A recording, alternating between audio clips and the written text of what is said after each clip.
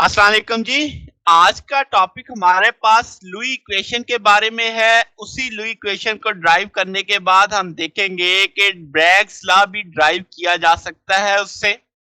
तो जनाब लुई का लास्ट जो लेक्चर था हमने दिया वो Laue method for x ray diffraction था। उसमें हमने देखा कि लुई ने ऑपरेटर्स कैसे यूज किया, रिजल्ट कैसे निकाले। आज हम देखने वाले हैं कंडीशन कि भाई डायफ्रैक्शंस के लिए कंडीशंस क्या इस्तेमाल की गई। तो उन कंडीशंस को हम कहते हैं लुई इक्वेशन या Louis derivation of amplitude of scattered wave. ठीक है, तो आपके पास ये कंडीशन जो हम एक्सप्रेस करते हैं वो बेसिस वेक्टर अल्फा और एंगल अल्फा बीटा गामा के दरमियान में होती हैं। और जो आपके पास जो बेसिस वेक्टर हैं ये आपके पास नॉर्मल तो मिलर इंडिसेस वाली प्लेन के होते हैं एच के एल के। तो शुरू करते हैं कि डेरिवेशन कैसे करेंगे। लेट से हमारे पास दो एटम्स हैं ए एंड बी और उनके दरमियान की जो डिस्टेंस है उसे मैंने आर वेक्टर से जाहिर कर दिया। ठीक होगी बात, जैसे तस्वीर में दिख रहा है आपको। अब क्या है जनाब कि आपके पास n1 देखें, दोनों आपकी सेम यूनिट वेक्टर है, एक ही डायरेक्शन में जा रहे हैं। n2 स्कैटर्ड बीम के हैं, वो भी एक ही डायरेक्शन में जा रहे हैं।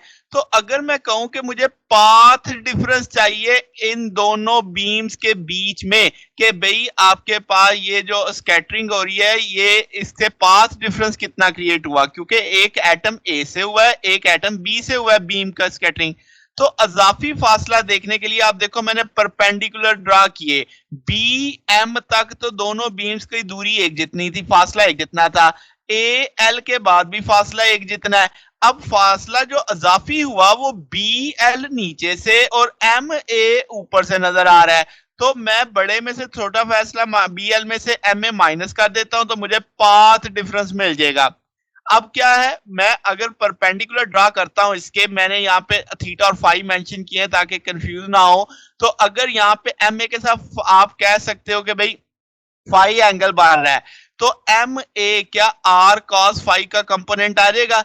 इसी तरीके से अगर यहाँ पे थीटा बन रहा है तो ये आर कॉस थीटा वाला फैक्टर आ जाएगा। अब आप इसको समझ सकते हो ए डॉट बी बराबर है ए बी कॉस थीटा के। अब यहाँ पे एन यूनिट वेक्टर है, यूनिट वेक्टर का मैग्नीट्यूड 1 होता है, तो जहां पे बी आ रहा है वहां पे यूनिट वेक्टर है, तो क्या ए कॉस थीटा बचता। तो क्या मैं आर कॉस थीटा को अगर आप ऑब्जर्व करो तो आर एन टू नीचे वाले के साथ देखो ना, ये एन टू है, क्या इसके साथ लिख सकता हूं आर डॉट एन टू। तो क्या ये आपके पास आर कॉस थीटा का कंसेप्ट समझ आ गया।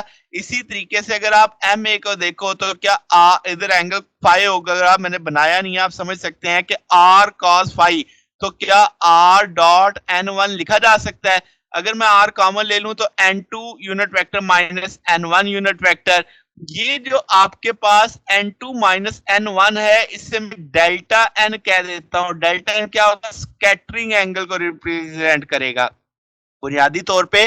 तो यूनिट वेक्टर डायरेक्शन के लिए होता है ना, तो दोनों डायरेक्शन में जो फर्क आया वही हमारा स्कैटरिंग वेक्टर रिप्रेजेंट होगा, डेल्टा एन से रिप्रेजेंट कर देते हैं। अब हम जानते हैं फेज डिफरेंस डिवाइडेड बाय 2 पाई बराबर होता है पाथ डिफरेंस ओवर लैम्डा। अगर मुझे फेज डिफरेंस चाहिए तो 2 पाई इस तरफ जाके मल्टीप्लाई हो जाएगा, पाथ डिफरेंस मैं पहले निकाल चुका हूं। तो क्या 2 pi over lambda into r dot n लिखा जा सकता है, बिल्कुल लिखा जा सकता है। अब अगर मैं in term of basis vector सोचना हूं तो मैं कहूंगा कि मैक्सिमम डायफ्रैक्शन तभी होगी अगर आपका इंटीग्रल मल्टीपल 2 पाई के यानी इंटीग्रल मल्टीपल ऑफ 2 पाई होगा। तो जनाब, तो अगर मैं कहता हूं कि फेज डिफरेंस जो है आपने ये निकाला, ये 2 pi over lambda A dot delta N आ जाएगा। सेम अगर मैं कहूं कि phase difference in the direction of B होगा तो 2 pi over lambda B dot delta N आ जाएगा। तो तीसरा जो आपका बेसिस वेक्टर है अगर आप उसके अकॉर्डिंग देखो तो ये 2 pi over lambda C dot N आ जाएगा। ठीक है, यानी ये तीनों केसेस मैंने मैक्सिमम के लिए सोच लिए। अगर मैंने मैक्सिमम के लिए सोचे तो ये 2 पाई के मल्टीपल होने चाहिए। तो इसका मतलब क्या हुआ कि ये जो आपकी राइट हैंड साइड है 2 पाई लैम्डा ए डॉट एन ये बराबर होनी चाहिए 2 पाई एच के। ठीक है, और इसी तरीके से ये एच की वैल्यू 1 2 3 यानी आप कोई भी रख सकते हैं, मल्टीपल 2 पाई का मल्टीपल होना चाहिए, इंटीग्रल मल्टीपल। और अगर आप इसको मैक्सिमम सोचना चाहते हो तो ये जो लेफ्ट साइड है ये 2 पाई मल्टीपल होनी चाहिए के। तो मैं इसके साथ वो लिख दिया कि के मिलर इंडिसेस HKL है ना आपकी प्लेन। तो जनाब अब इसी तरीके से अगर आप सी थर्ड इक्वेशन को मैक्सिमम सोचना चाहते हो तो इसकी लेफ्ट साइड इक्विवेलेंट यानी फेज डिफरेंस इक्विवेलेंट होना चाहिए 2 पाई इंटीग्रल मल्टीपल, और मैंने एल लिख दिया, एल की वैल्यू 1 2 3 आप जैसे सोच सकते हैं। तो जनाब अब ये आपको मैक्सिमम वैल्यूज हासिल हो चुकी हैं। मैं लिख सकता हूं कि भाई अगर आप यहां से ए डॉट एन लेते हैं, लैम्डा आप इस तरफ ले जाए, 2 पाई से कट जाएगा, तो A dot N H lambda आ जाएगा, बी डॉट एन आपके पास के लैम्डा आ जाएगा, सी डॉट एन आपके पास एल लैम्डा आ जाएगा। बात समझ आई ना, ये 2 पाई से कट जाएगा आपके पास। तो ये इक्वेशन नंबर 1 का रूप मैंने इससे दे दिया। अब आपने याद रखना है कि जो आपका डेल्टा एन है वो परपेंडिकुलर होगा किसके, एच के एल के। तो जनाब अब आपके पास अगर मैं यहां से कहूं कि ये N1 अगर तिरछा गिर रहा था N के, यानी ये वो N वो है, ये देखो जरा N क्या है, ये डॉटेड लाइन आपको शो कर रही है जिससे मैंने स्कैटरिंग आपके पास बोला था। अब जनाब ये N1 इधर आ गया, N2 अगर इधर है, तो इनके बीच में अगर आप सम अप करते हैं तो N2 माइनस N1 बराबर लिखा जा सकता है किसके, N के।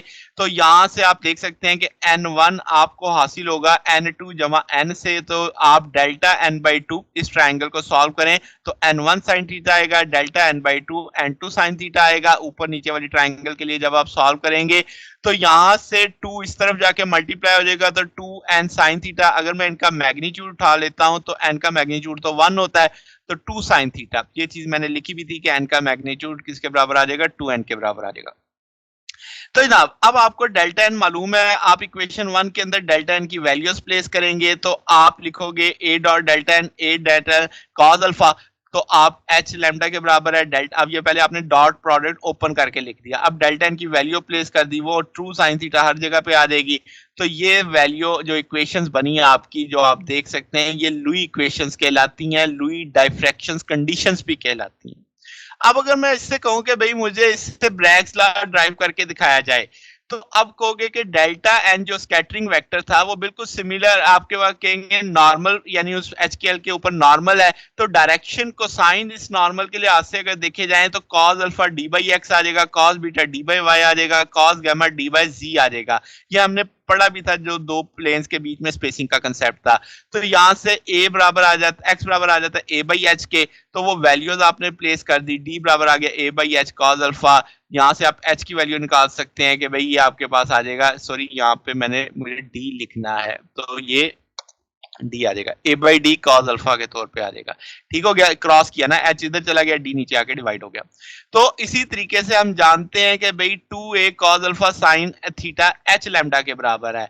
तो ये कॉस, अब आप क्या कर सकते हो कि जो एच की वैल्यू इस जगह पे प्लेस कर दो, तो जब आप एच की वैल्यू इस इक्वेशन में प्लेस करोगे तो कुछ चीजें कैंसिल हो जाएंगी, कॉस अल्फा से कैंसिल हो जाएगा, आपके पास ए से कैंसिल हो जाएगा, डी इस तरफ आ जाएगा, तो 2d साइन थीटा बराबर आ जाएगा लैम्डा के। तो इस ये ब्रैग्स लॉ की इक्वेशन है, तो इसका मतलब हमने ब्रैग्स लॉ यहाँ से ड्राइव कर लिया। तो आप इसके लिए आपने सहारा लिया पहले वाले का, आप बाकियों के साथ भी इस चीज को लेके सॉल्व कर सकते हैं। तो ये सादा सा कंसेप्ट था हमारे पास कि किस तरीके से लुई इक्वेशन ड्राइव की गई, और उसकी मदद से डायरेक्शंस कोसाइंस का सहारा लेते हुए हमने ब्रैग्स लॉ को भी सॉल्व आउट कर लिया। तो जनाब अगर आपको इसमें कोई बात पूछनी हो, डाउट हो, तो नीचे कमेंट्स में पूछ सकते हैं। वीडियो अच्छी लगी हो तो वीडियो को लाइक कीजिएगा, दोस्तों के साथ शेयर कीजिएगा, चैनल को भी सब्सक्राइब कर दीजिएगा। अब तक के लिए इतने, बाकी इंशाल्लाह फिर नेक्स्ट देखेंगे। ओके, अल्लाह हाफिज।